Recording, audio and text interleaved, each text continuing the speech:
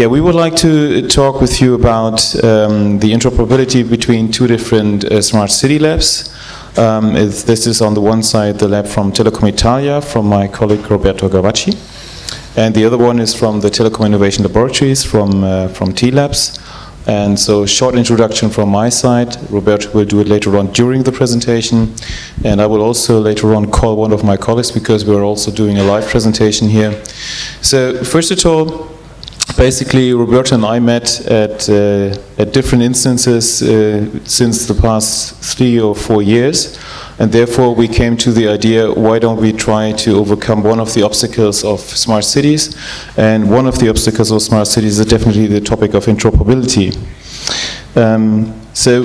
But because we've seen quite a lot of things starting with the traditional things on the technical side, we also thought going back to what are really the urbanization challenges, because both of us are also part of running projects with cities together. So therefore, we would like to start also from the right-hand side, really from what are the objectives, what are the citizens requiring, what are the cities requesting, and what are the needs. And therefore, on the right-hand side, you see that one of the obstacles which we have to overcome is the topic of the climate change, the topic of finite resources, and so on.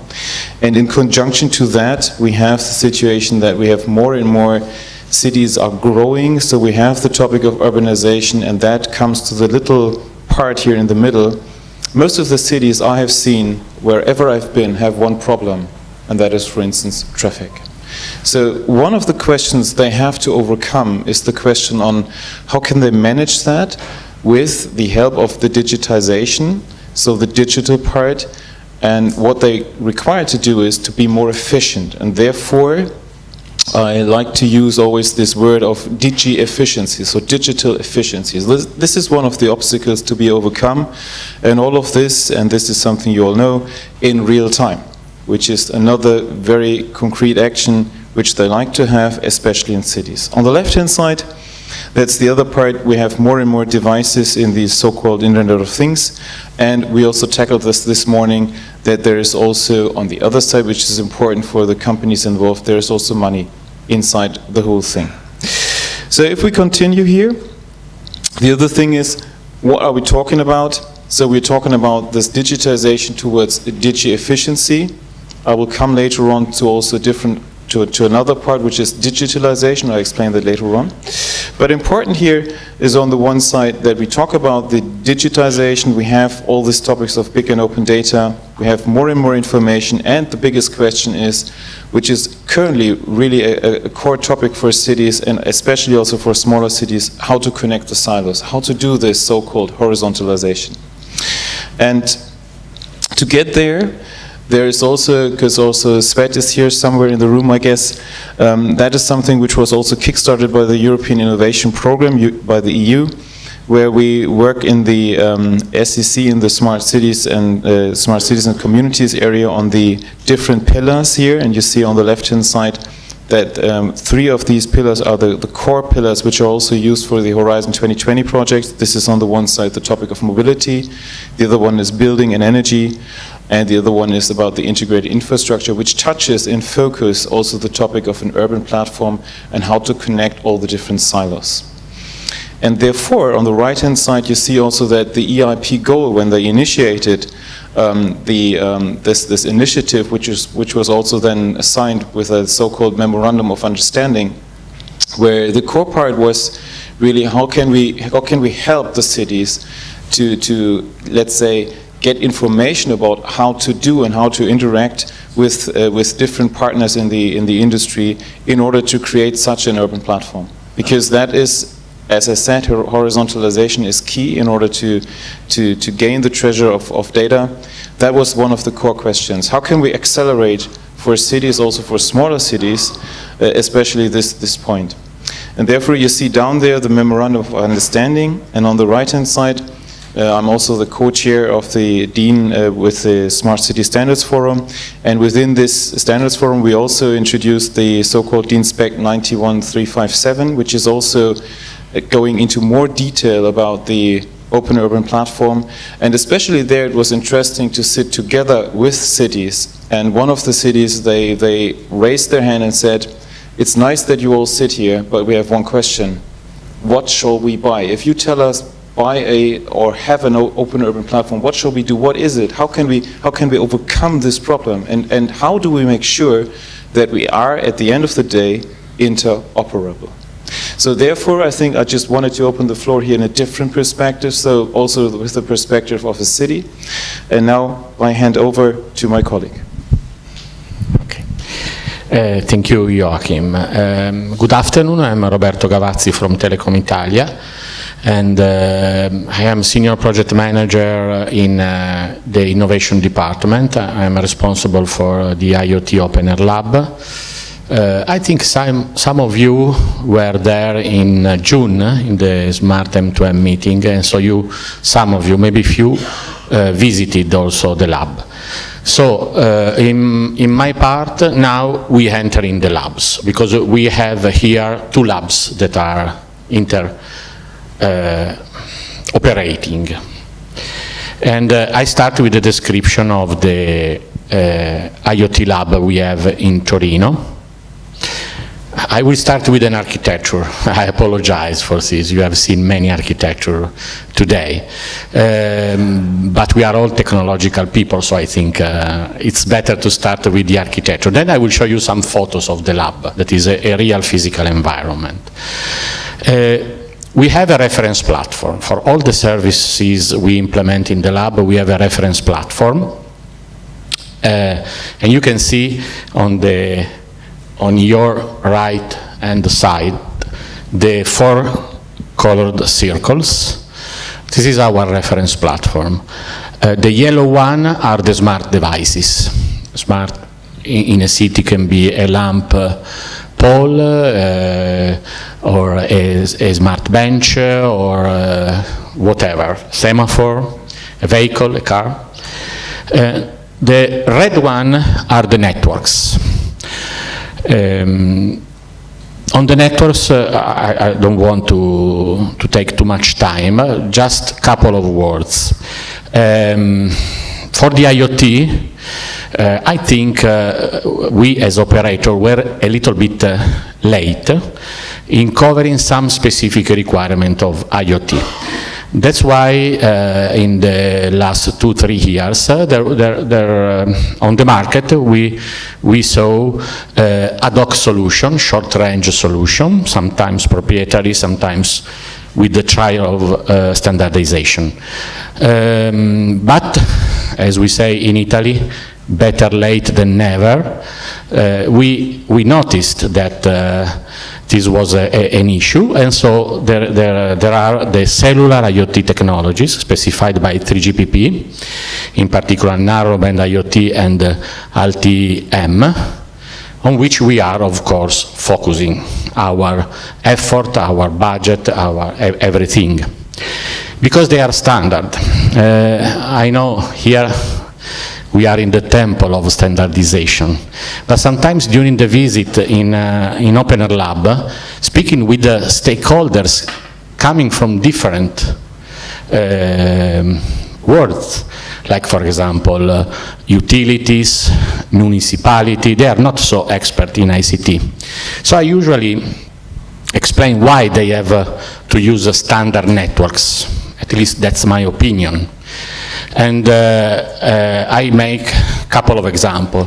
The first one is that I'm here, I can switch on my smartphone, I can call a friend of Joachim in Berlin, my smartphone is from Samsung, of course uses Team, I'm a Team subscriber, and I can call with, I can speak with a friend of Joachim that is in Berlin, with, I don't know, an iPhone smartphone, that is of course a subscriber of Deutsche Telekom T-Mobile. I can speak with him. Then when my smartphone has problem with the power, I try to plug in the plug, and I can't do it because I need an adapter. So that's the importance of standardization. For example, Apple, when Apple decided to develop a phone, they decided to use the standard by 3GPP. Otherwise, the Apple iPhone had spoken just with another Apple iPhone and not with a Samsung iPhone. So in IoT, we should have the same approach. And I try to explain to the stakeholders. If you want to buy a lamp pole solution or a smart bench or a waste bin, if you buy a vertical and not standard solution, then when you will need to add other smart bins, you will not be able to do that. Especially if you want smart bins from another provider, okay? So this is, from the network perspective, my main point, the horizontal and standardized approach. Then the third circle is the blue one, are the IoT platform. In our Open Air Lab, of course, we are focusing on cellular IoT technology from network point of view, and we are using just one platform, that is one M2M platform. So I'm a fan of one M2M after having spoken with my friend Enrico that explained me what is one M2M some year ago, I think. And so we are using one M2M in our lab for everything. Then the fourth layer, the green one, are the applications platform. Okay, so one M2M, store and share the data, of course, with all the capability you all know very well. And we have in the Open Air Lab also applications platform. These are pictures of the lab. Again, you are all invited. Just contact me and we can set up a visit.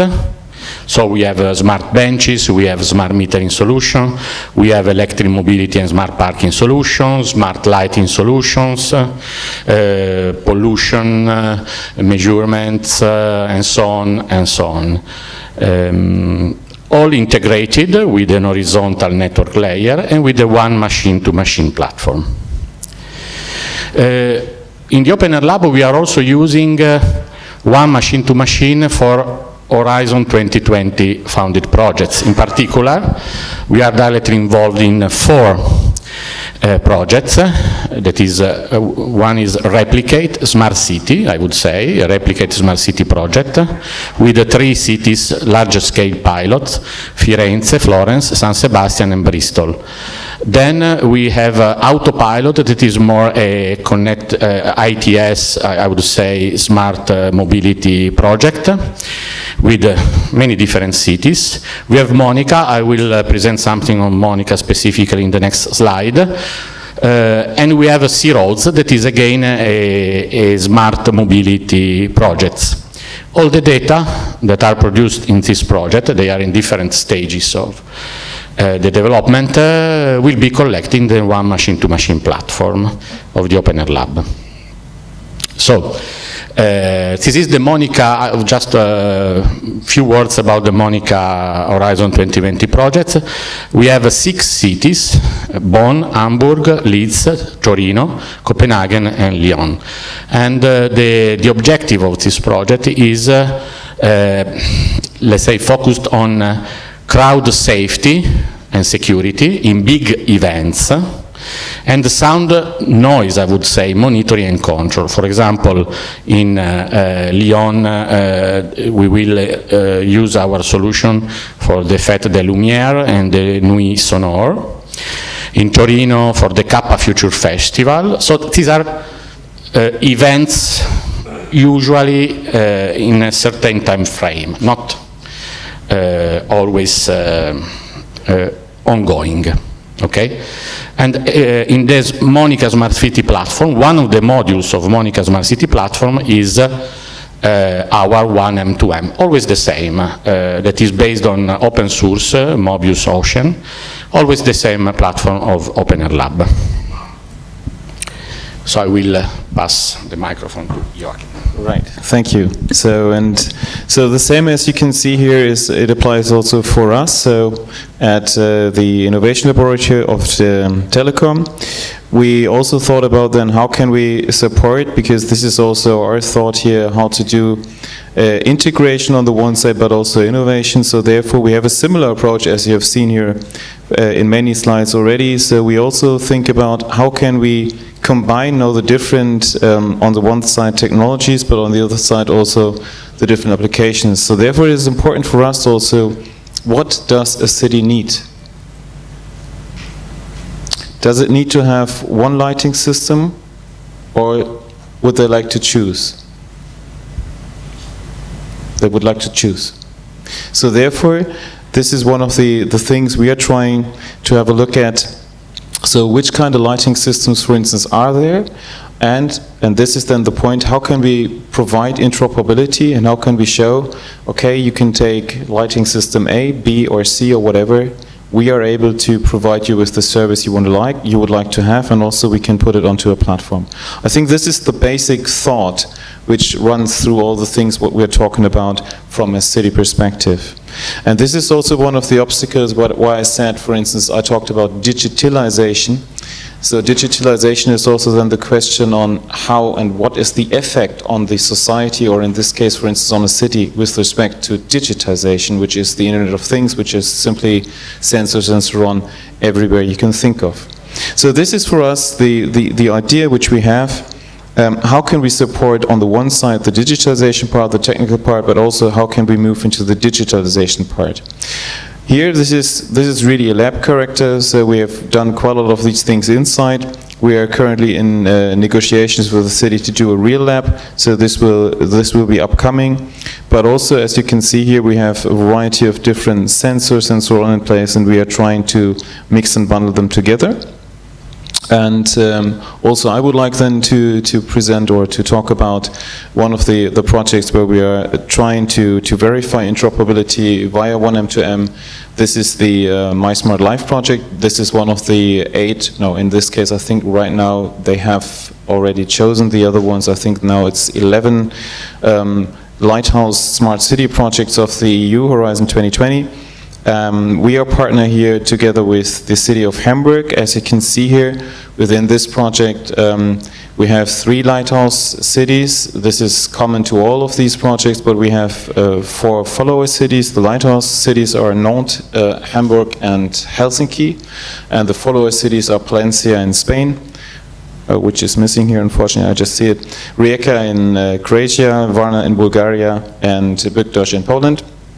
And similar to the other Horizon 2020 projects, as I said, we're focusing on 3 different pillars. So the one pillar is about the environment and building, the other one is about mobility, and the last one is the ICT part, which is then the interoperability. And therefore, this is the important part. Also, what we learned from the discussions which we had in the standardization, we're talking about a so-called system of systems. So the question is how to combine all the field component platforms. As you can see here, it is also about lighting, it's also about e-mobility, we have intermodal routing within this project. How to get all these bits and pieces together on a platform? This is really the question, and therefore this was the idea. We thought about how can we do now the system of systems, because you have on the one side your field component platforms which you attach to a system. The other thing is you might have different platforms within a city, but the other question is how to make interoperability between 2 cities. And this is what we've done. And I think now the next point is again you. Exactly, I hand over to you, and I call my colleague here because we are doing this live demo to get him also on board. Yes, so at the end there are 2 one machine-to-machine platform, one from Deutsche Telekom and one from Telecom Italia, and we are making them interoperable, we are interoperating, and we are using just the standard, the MCC first interface. I don't want to go in detail because it's late and time is running, so if you are working in the standard, you know that there is this MCC first interface that is exactly for interoperability between 1M2M platform. What is the value of this for us? Is that it's a sort of data roaming, you know.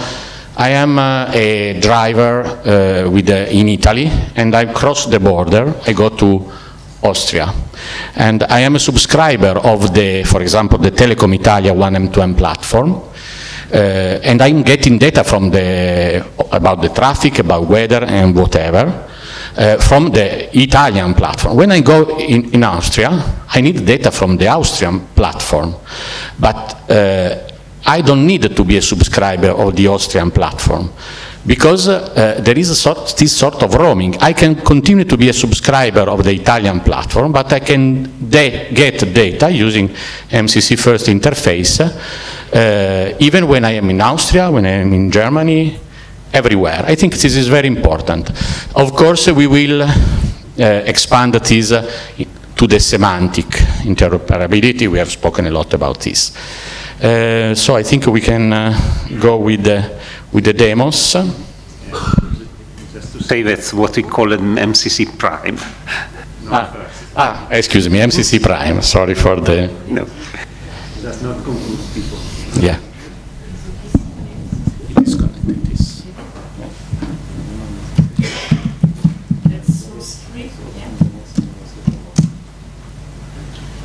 So what you see here is the portal of, I'm trying to be very quick, is the portal we have in our Open Air Lab, in which we get, it's just the graphical interface of the one machine-to-machine platform. We get data from many projects, so you see Monica and also other smart city projects like, for example, Firenze Replicate, and we have this section dedicated to the smart city interoperability between Torino and Berlin Lab. So if I enter in the demo, is very simple. What is behind, I think, is a value. So you can see the location of Joachim Smart City Lab, and you can see there data coming now from, you see, 24th of October, sorry for the email. So this is real-time data coming from the lab sensors in Deutsche Telekom. Of course, we could have done this simply using the MCA interface, the application, but we are doing this using the MCC prime interface. And that, I think, is the value. Of course, we are going to expand. I will show you the other side of the demo, in which developed by Deutsche Telekom. Okay, if you want to comment. Just a quick comment, and I hope it works right now, because as you can see, you've just seen something. The Berlin lab has changed. Have you seen it? Right now the graphic looks different. In the beginning it's raining, because the one thing we did, we're just doing it online, so we just took a wet wipe and put it over the sensor. And the result is that it's raining. Kannst du es wieder runternehmen, bitte? So now he's taking it off. He's taking it off. So we just want to show it, yeah? So he's just doing it right now. Nimmst du es mal wieder runter? And so I hope we just wait for this second, because right now you see it's raining. You have to refresh the browser. Oh, do I have? No. Yeah. Okay. And so this is really live. And there you see it's now returning back, because he took away the wipe. And now it's still raining. It's still raining. So it takes a while. So the sensor takes a sec. Let's see. It was very wet. No. It's still raining. But we can, if you want to, we can show later on. But this is really live. So you see, this is inside the lab. So you see the temperature is quite high, and because in Berlin it's much colder right now. But this is how we wanted to show it now. It's the sensor takes a while. But so this is really what we tried to show you here. This is really live. And now you will talk about how we continue our cooperation. Yeah, very, very. Can we switch on? Thank you.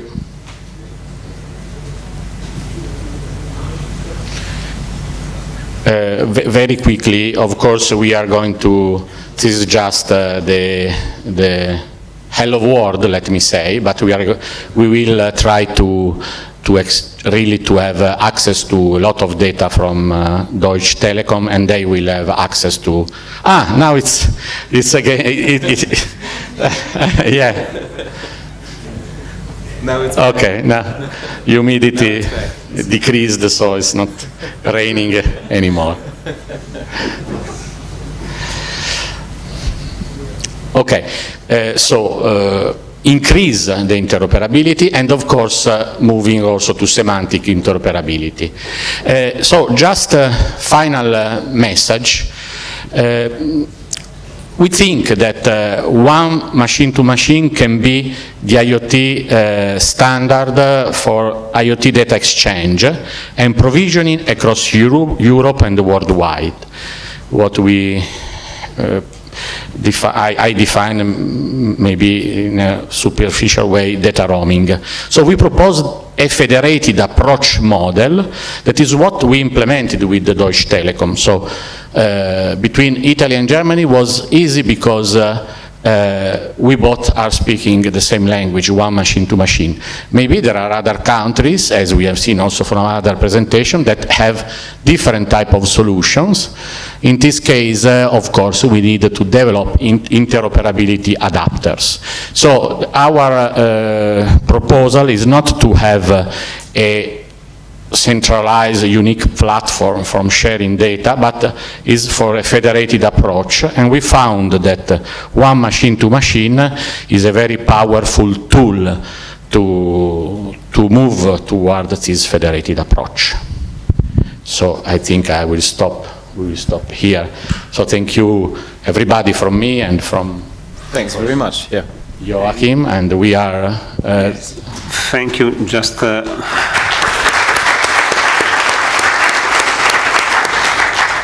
one thing that I like to say more from ETSI perspective, I know the solution, so I know that there are two different implementation based really on two different codes, and having the MCC Prime as a standard interface and having all the work that has been done in ETSI, especially in TTA, for the interoperability events and make it quite smooth, the connection of two different implementation. I think that is important. Time for one question, because we are already late for the questions, but let's go. One question. If you have.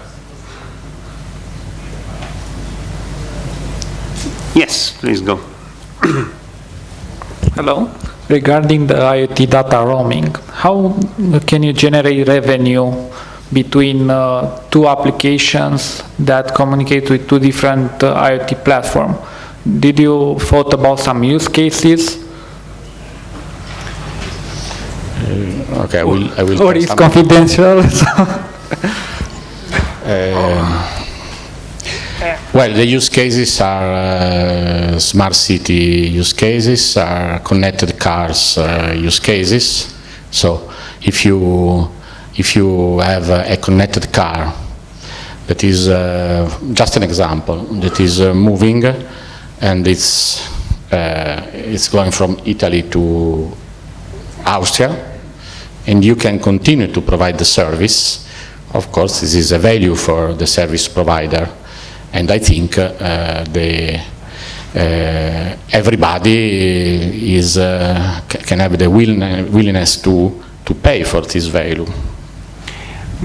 And I can add. So also with the different Horizon 2020 project, we worked on it was called Rethink. We worked on a smart city application, and it was an integrated smart city application. And what you can imagine right now is that if you change, for instance, the place, so you change the context, the location, still there could be the interest to have this kind of a framework application, and you go somewhere else, then you have the local one who is getting some money for a service, which could be, for instance, public transport.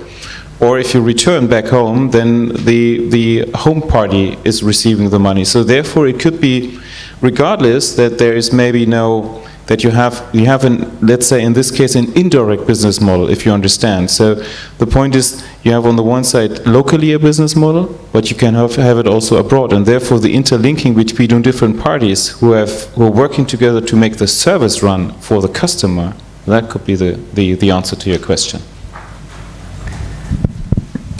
Okay, thank you. Just to remind that the standard itself provides support for tracing events, not for, of course, of a business model which is behind, which is left to the different parties. Okay.